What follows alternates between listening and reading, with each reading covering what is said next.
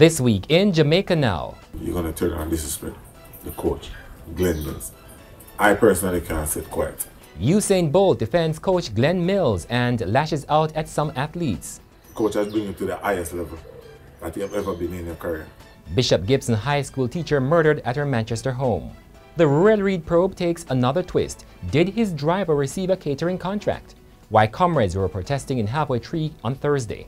And the value of the Jamaican dollar sinks further. The BOJ intervenes. I'm Damian Mitchell and this is Jamaica Now. Jamaican sprinting great Usain Bolt has hit out against athletes he said have been disrespecting their former coach Glenn Mills. Mills also coached Bolt to 8 Olympic and 11 World Championship titles. Mills's former charges Warren Ware, Kemar Bailey Cole and Peter Matthews have since changed coaches and in some cases left the Racers track club. They have also asserted that Mills have contributed to their poor performances. But Bolt says the athletes should take responsibility for their lack of commitment to training and personal development. If you don't work hard and you don't train hard, how can you be great? When Warren Ware got to the level that he is, I remember Warren Ware taking days off to go to Florida. Man, JC, just randomly in the week, take a week off from training. You're not going to say that. Randomly just, where's Warren? Oh, he's in Florida. His girlfriend and Jason, they are just frolicking and just relaxing. Who does that in a season? They're not going to say that. No one will know these things. Because we sit by and not say anything because it's your personal thing. This is why now I'm saying something, because if you're going to attack the coach, say everything.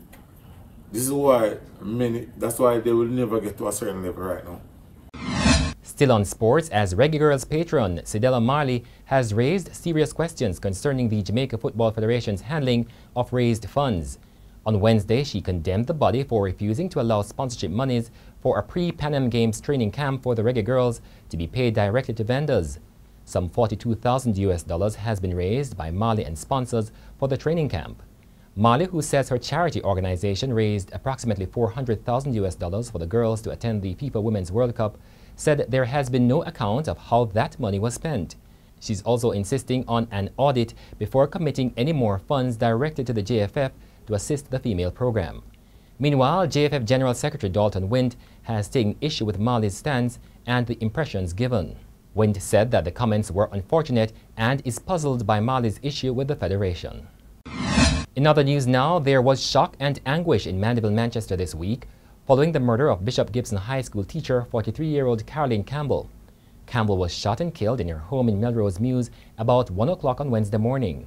According to the police, Campbell was at home with her husband when noise was heard just outside their dwelling home sometime after midnight. A short moment later, a gunman reportedly kicked in a door to the house. The police said that the victim's husband told them that he was awakened from his sleep when his bedroom door was kicked in. He reportedly rolled from the bed as the gunman fired several shots. He subsequently discovered that his wife had been shot. The husband escaped injury. A second Jamaica Defence Force soldier was killed in Clarendon this week. Private Paul Lindsay of a Clarendon Park address was shot and killed early Sunday morning at his birthday party. It's reported that the assailant emerged from nearby bushes wearing dark clothing, shouting expletives at the soldier before opening fire at him. The soldier was shot 8 times in the upper body and was pronounced dead at the Mapen Hospital. It's suspected that robbery may have been the motive. The gun of the JDF private and his ID card were taken. A second man was also shot and injured in the incident. On June 22, Private Garfield Williams, otherwise called Gary Porter, was shot and killed along Cemetery Road in Denby, Clarendon. A member of Parliament's Public Administration and Appropriations Committee is now questioning whether the driver of resigned Education Minister Ruel Reid was contracted to supply meals for a program administered by the Caribbean Maritime University while he was employed to the Education Ministry. PAAC member Michael Phillips raised the concern in this week's sitting of the committee about the driver Devon McQueen. Phillips also questioned whether any aspect of the program was given to the Highdale Group of Schools to be implemented. The Highdale Group of Schools is headed by Hyacinth Bennett, the CMU Council chairperson. Highdale has since said it had a contract to accommodate students under the CMU program, but that was before Mrs. Bennett became the CMU chairperson. Lock them up! Lock them up! Scores of comrades gathered in Halfway Tree St. Andrew on Thursday for a corruption protest. The People's National Party was bringing awareness to a series of scandals rocking the administration and the leader of the country. The Prime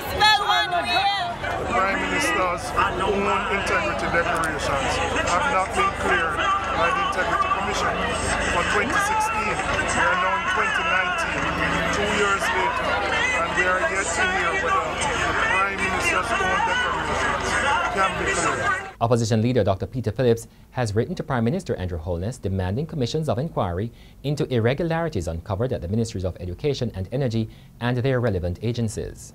We are not going to end until we see justice being done by the Jamaican people. The Bank of Jamaica on Thursday intervened in the foreign exchange market, selling $30 million to authorized dealers and large cambios.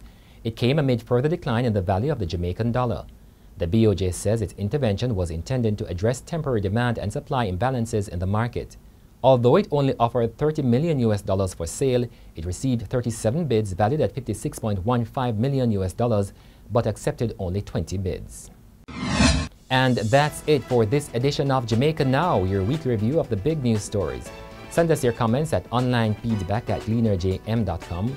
You may tune in to Power 106 FM for regular updates. Follow us on Twitter and Instagram at Jamaica Gleaner and on Facebook at Gleaner Jamaica. I'm Damian Mitchell, and before we go, more from that Usain Bolt interview with the Gleaner's Andre Lowe. Yes, young Blake train hard, no question. When he got injured and coach, listen, this is the direction which we're going in. This is what I want to do. And then young Blake decided, no, it's not what I want to do. I'm going to do something else. Although the coach said X, he decided to do Y. They're not going to tell you all these things. A young athlete, or I never forget me, I'm sitting down in the stands and see my man say, this youth is going to be very talented. He make a little money early, and I tell him, I say, listen to me. In one name, look at me and tell him, say, I'm rich. And I say, no, you're rich, you just start the game, you need to work hard. Where is he now?